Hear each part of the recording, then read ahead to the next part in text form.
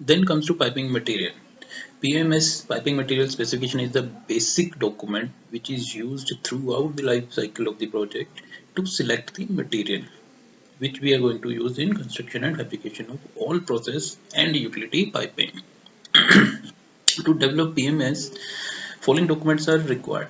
Process fluid list, which will be given by processing, then process line list for maximum line size, inputs from licensor, these are the feed documents which you receive at the starting of the project, piping design basis, project NDE specification, post-weld heat treatment requirements, class rating is decided for valves and flanges, thickness calculation is done for deciding the schedule of the pipe. We'll discuss all these things in detail in coming slides or in coming videos. This is just an introduction. What are the various documents which are required to prepare the PMS?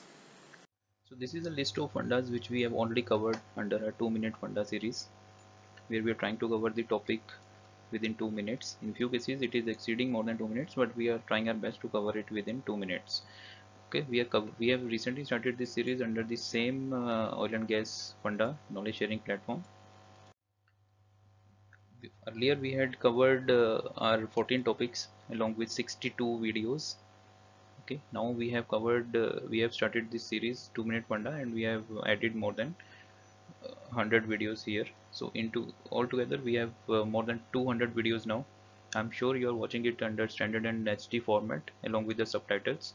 Many more are on the way, so stay tuned. I'm sure you are enjoying the videos. So see you in the next part.